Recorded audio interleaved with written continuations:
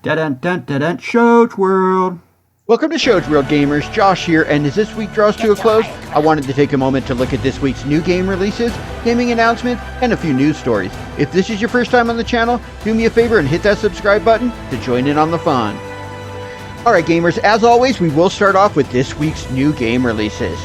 Now, Lord of the Rings Gollum released this week on the Nintendo Switch, the PlayStation 4, the PlayStation 5, the Xbox One, Xbox Series systems, and PC. The game is an action-adventure game where you play as Gollum on his quest to retrieve his precious. You will traverse the lands of Middle-earth as the story unfolds in parallel to the events described in the Fellowship of the Ring. Evil Wizard is out now on the Nintendo Switch, the PlayStation 4, the PlayStation 5, the Xbox One, Xbox Series systems, and PC.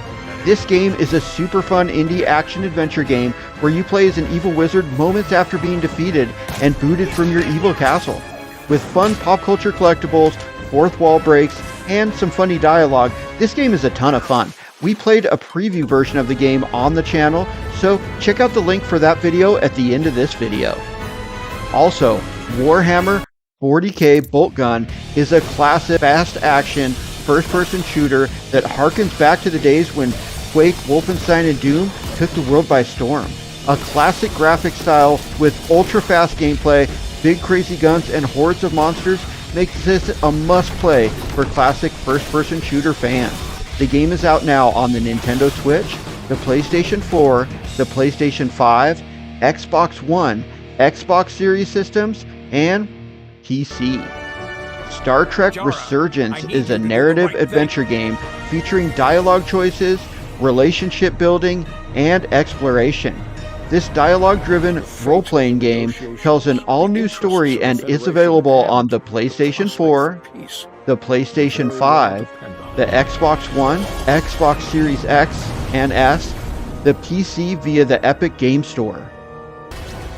Now, Convergence, a League of Legends story, is a story-driven single-player 2D action platformer that allows you to battle League of Legends champions like you've never seen them before.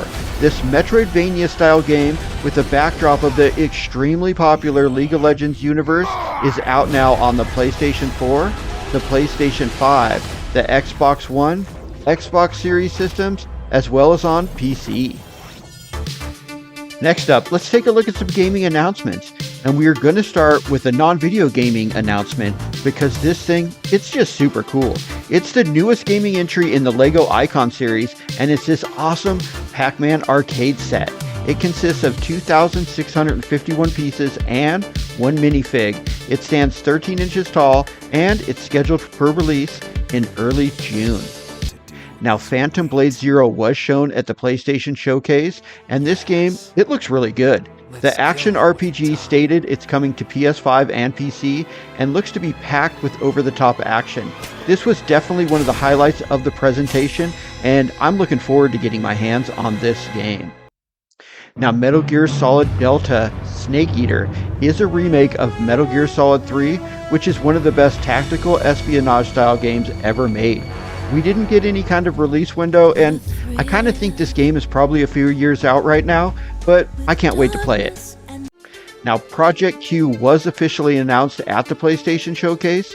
This is the previously rumored portable PlayStation 5 device. The way it works is you actually connect it to your Wi-Fi, and it works as a screen connecting to your PS5, so it's not a standalone system. Basically, you have to be right by your PS5 for it to work.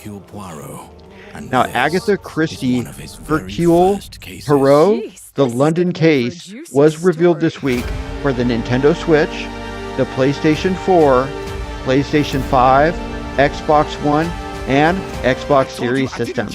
The game is a detective adventure game following a crime story in the world of the popular books and television shows. Alright gamers, let's finish up with a few news stories from this week in gaming. Now, Sony did have their long-rumored gaming showcase this week, and to be honest, it was a little underwhelming.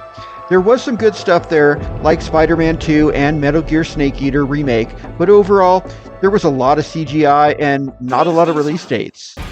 Now, in some Pokemon news, the Pokemon 3.0.0 update for Pokemon Home, which will give it the availability to connect with Pokemon Scarlet and Pokemon Violet release date, has been pulled days before its actual release.